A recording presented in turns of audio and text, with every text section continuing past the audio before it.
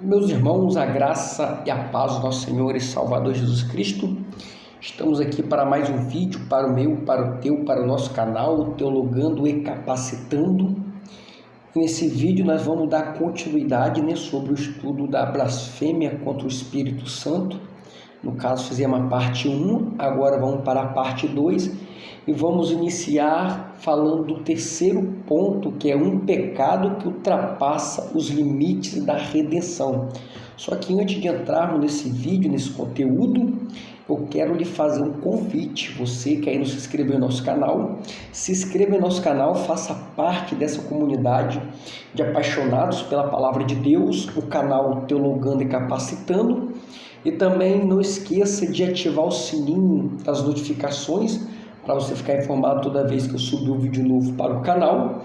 Deixe o seu like, o seu joinha, o seu gostei, pois você fazendo assim você irá ajudar o canal a crescer, né? Pois o YouTube irá divulgar o canal com mais pessoas, engajar mais pessoas.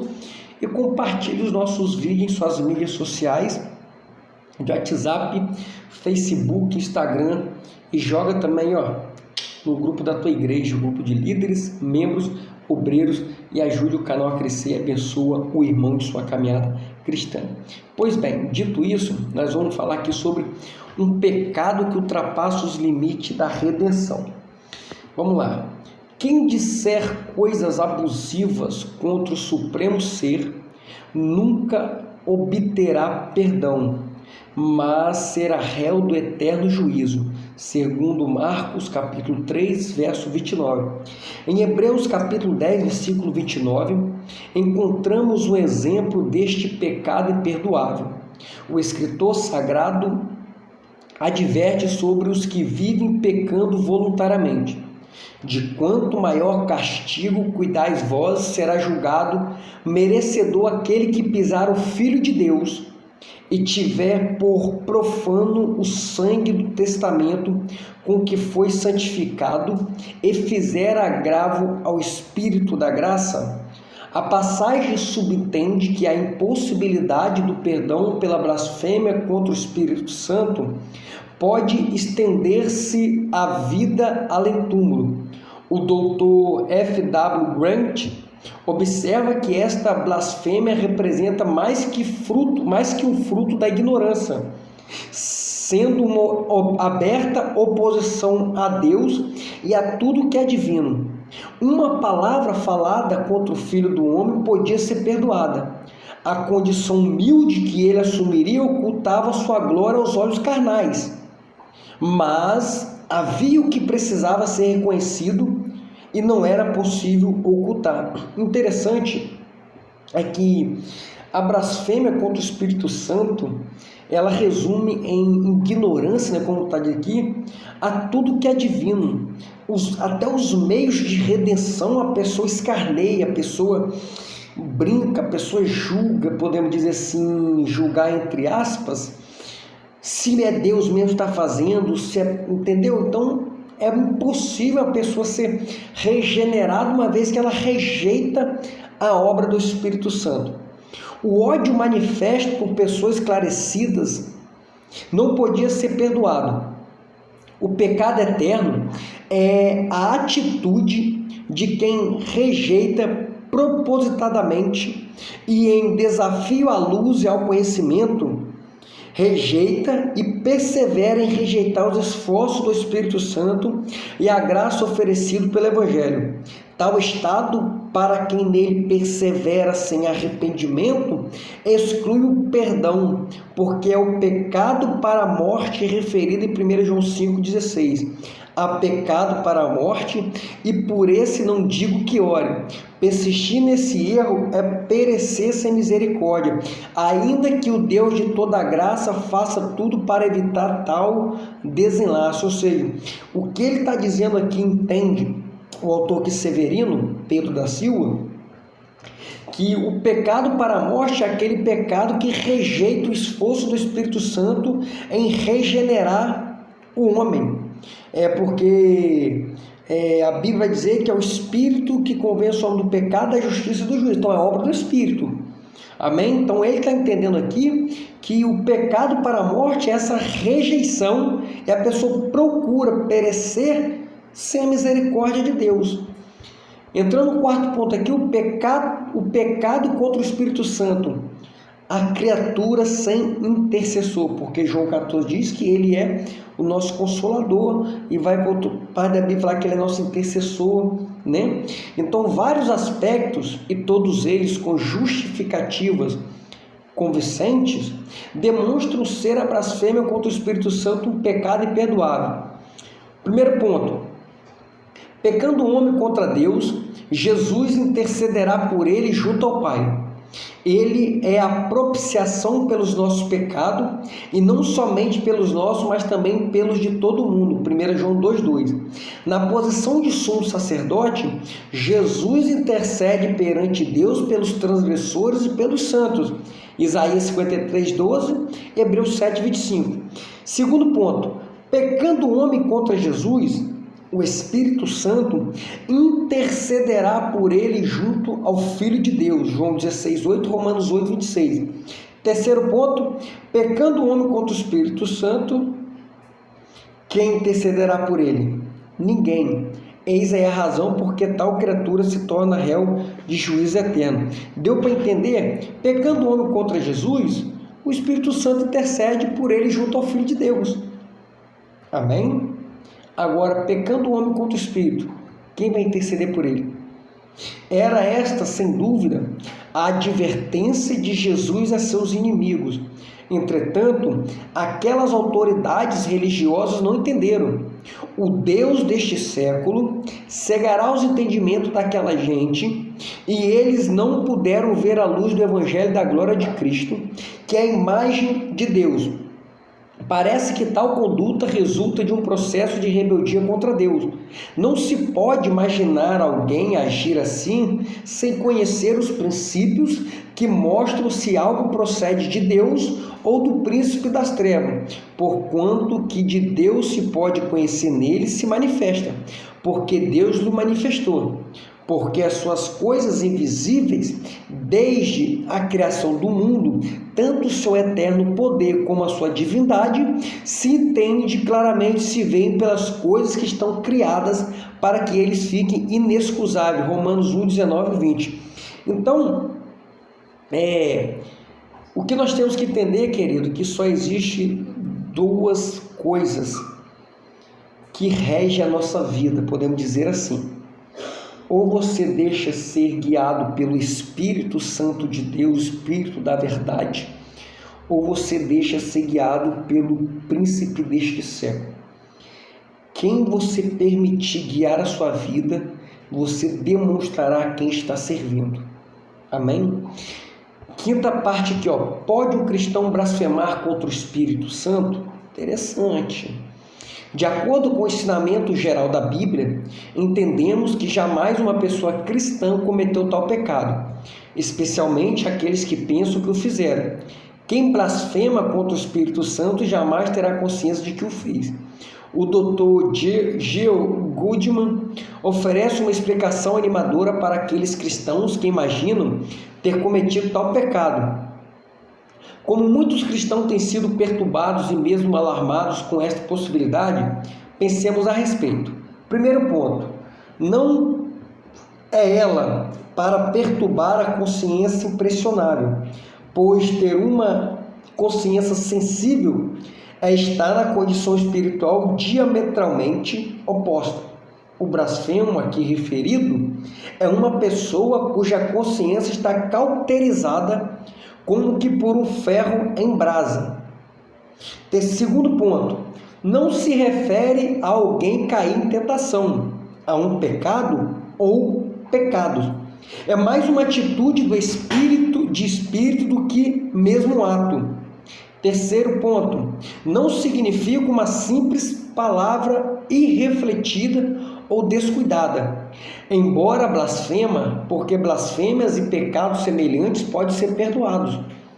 Quarto ponto: não significa meramente atribuir a obra de Cristo ao poder das trevas, como no caso citado, embora isso já seja um sintoma muito perigoso, Contudo, ainda não é o próprio crime. Foi por terem os fariseus e escribas feito isso que Cristo apontou o perigo em que estavam caindo. O Senhor Jesus advertiu os escribas e fariseus sobre o tenebroso perigo da rejeição de suas almas com vistas ao mundo vindouro. Eles, em suas interpretações, atribuíram ao reino das trevas a redenção que Jesus trouxe. A expulsão dos demônios pelo poder divino era sinal de que o reino de Deus havia chegado no mundo com todo o seu peso de poder e glória. Do outro lado, as acusações que os mestres judaicos dirigiram contra Jesus importam em negação do poder e da grandeza do Espírito Santo de Deus como ser supremo. E, ao atribuírem origem demoníaca à atuação do Senhor, revelaram perversidade de espírito que, desafiando a verdade, prefere chamar de trevas a própria luz. Olha só, chamando de treva o que é luz. Nesse contexto, a blasfêmia contra o Espírito Santo denota rejeição consciente e deliberada do poder e da graça salvadora de Deus, demonstrados e concretizados mediante as palavras e atos de Jesus. No pensamento de W.L. Lanner, a blasfêmia é, portanto, algo muito mais sério do que tomar em vão o nome divino. Então percebe, querido, que a blasfêmia contra o Espírito Santo é algo consciente, algo deliberado. Pessoas que não se importam de estar falando contra o Espírito Santo de Deus. Essa é a blasfêmia. Sexto, a blasfêmia perdoada. Jesus afirma em Mateus 12:31 que todo pecado e blasfêmia se perdoará aos homens. E em Marcos 3:28 acrescenta: toda sorte de blasfêmia com que blasfemarem, inclusive a blasfêmia contra o Filho do Homem. Imperdoável aqui e na eternidade. Somente a blasfêmia contra o Espírito Santo. Quanto à blasfêmia contra Deus, o Pai, não se diz explicitamente que pode ser perdoado. Alguns acreditam que sim, outros opinam que não seja a blasfêmia contra o próprio Deus Pai Criador. Uns creem que pode ser, outros creem que não. Então, há essa divergência. No Antigo Testamento, era punido com a morte quem blasfemasse contra o nome santo de Deus. Antes mesmo de Israel ter entrado na terra prometida, o filho de uma mulher israelita com um egípcio foi preso e depois apedrejado por ter praticado tal ato. E disse Moisés aos filhos de Israel que levasse o que tinha blasfemado para fora do arraial e o apedrejassem com pedra. E fizeram os filhos de Israel como o Senhor ordenará a Moisés. Levítico 24:23. A blasfêmia dirigida contra Jesus podia ser perdoada em razão de sua encarnação, pois ele aniquilou-se a si mesmo, tomando a forma de servo, fazendo-se semelhante aos homens, e achado na forma de homem, humilhou-se a si mesmo, sendo obediente até a morte de cruz. Não é o caso de Deus Pai, assim, cabe bem dizer o seu nome santo e glorificá-lo. Interessante que pode ver que a blasfêmia é contra o Filho de Homem, sempre destacando a natureza humana de Cristo, né? Então temos que ter essa diferença, Filho do Homem, Filho de Deus, que fala de duas naturezas, né? Não sabemos porque isto ultrapassa a compreensão humana. Se alguém que tenha blasfemado contra o Espírito Santo pode ser perdoado por Deus, mediante um pedido de clemência do próprio Espírito Santo em favor de tal criatura. Para Deus, nada é impossível. Com efeito, este é um campo que pertence somente a Deus. Não nos cabe especular. Então, somente Deus pode dizer, né, se há perdão, uma vez para Deus nada é impossível, para quem blasfemou com o Espírito Santo.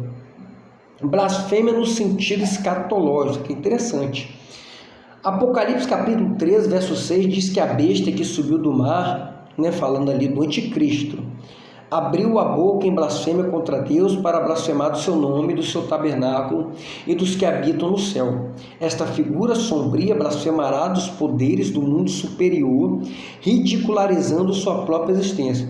Quando Antíoco Epifânio IV conquistou o poder, seu alvo principal foi blasfemar o tabernáculo de Jerusalém. Então, Antíoco Epifânio foi o cumprimento parcial da profecia do profeta Daniel, né?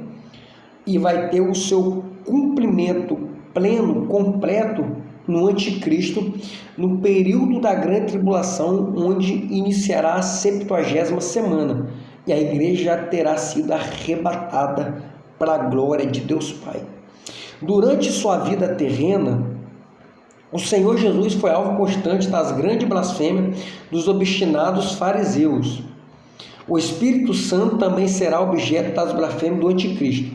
Seu objetivo será vilipendiar o nome santo de Deus e de seu Filho Jesus Cristo, o que atinge consequentemente a dignidade do Espírito Santo, conforme explícito na frase, e dos que habitam no céu. A palavra igreja ou igrejas aparece 19 vezes nos 3 primeiros capítulos de Apocalipse, mas depois só reaparece em Apocalipse 22, verso 16. As duas últimas citações em capítulo 3, verso 22 e capítulo 22, verso 16 e o 17 de Apocalipse estão associados ao Espírito Santo. Este vínculo indica que o Espírito Santo subirá com a igreja por ocasião do arrebatamento. Diz Apocalipse 14, 13 que uma voz partiu do céu anunciando a segunda bem-aventurança das 7 que o livro contém, identificada como a do Espírito Santo. Isso prova que no período da angústia de Jacó, o Espírito Santo fará parte daqueles que habitam no céu. O dragão que ora incita os homens a dirigir palavra blasfêmia contra o Espírito de Deus, o fará novamente naquele tempo, por meio da besta que subiu do mar. O destino final da besta e de seu consorte, o falso profeta, será o lago de fogo, conforme Apocalipse 19, 20 e 10. Aqui vale deixar uma ressalva.